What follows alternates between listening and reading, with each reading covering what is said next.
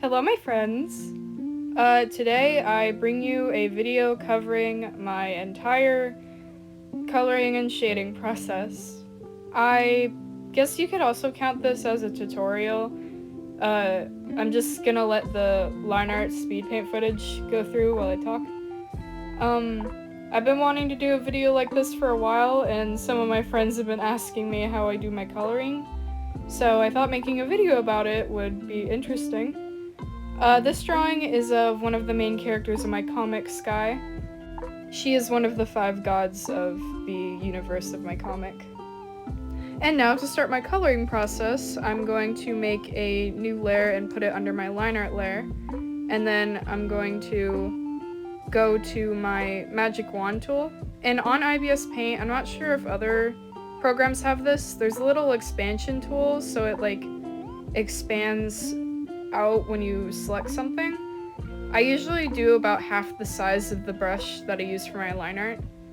And then I'm going to select the entire outside of the drawing. So not the inside of it, but select the entire outside of it. And right now I'm filling in the gaps to make sure that I don't have any color going over the lines.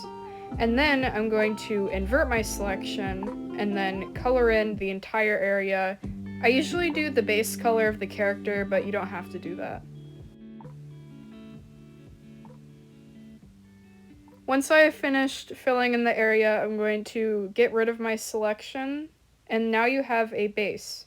What I'm going to do is I'm going to put a new layer over the base layer, and then make it so it's clipping on top of the layer below it. And once you have that finished, you can start your coloring. Here I'm adjusting my paint bucket to have a bigger expansion. You can see that with the layer that's clipping over the base layer, you can't color outside the base layer because it's clipping on it. So basically what that does is it just helps me not color outside the lines, and it's a lot easier than filling in the entire character with a paint bucket.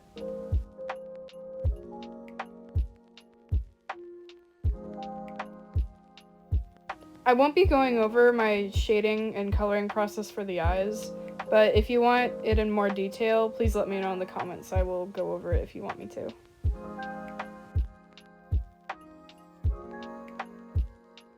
And after I finish coloring, I usually move on to coloring line art. I don't do it as often anymore, but I still like doing it. I'll basically do the same thing I did earlier with the base layer. I'll make a layer clipping on top of it, and then I will color over the line art and fill it in.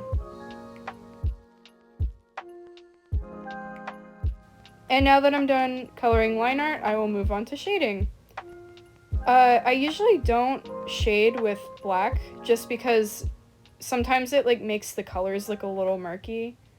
I usually shade in different colors depending on what color palette the character has.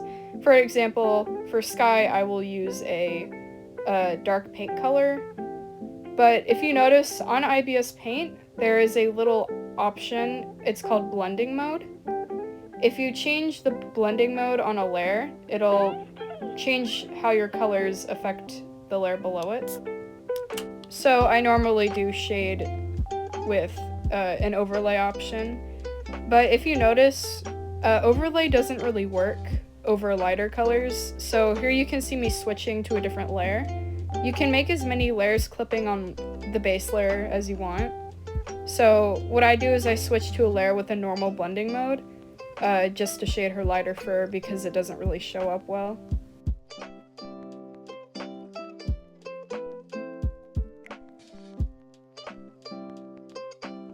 Once you're finished with your flat shading, if you want to keep it as flat shading, for art style purposes you can keep it that way, but for my art style I do prefer soft shading. I don't like shading with the airbrush tool. I prefer doing flat shading and then just blurring the edges of your flat shading. It's a lot easier than using the airbrush tool, trust me. Once I'm finished doing shading, I will move on to lighting, using the same options as earlier and doing clipping over the base layer. When you're doing lighting and shading, keep in mind where your light sources are. For this image, I only have one light source, so the light is only coming from one direction, and all the shadows are going in one direction. For lighting, I usually do it messier than I do shading. So usually I'll just blur it using the filters that are already in ibisPaint. And also here I am putting lighting on the halo. And next you will see me putting highlights in the eyes. Again, I'm not going to go into a lot of detail on how I color eyes, but basically I put as much detail into them as possible and make it look good.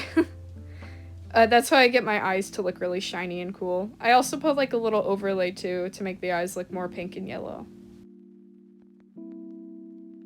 And here is the finished drawing. I hope you enjoyed my coloring process, or I guess you could count this as a tutorial as well. But thank you for watching this video, it really means a lot.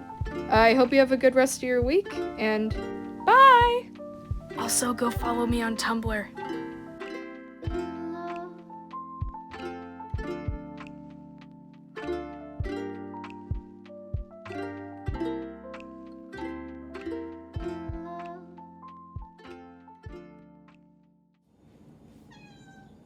Pieces.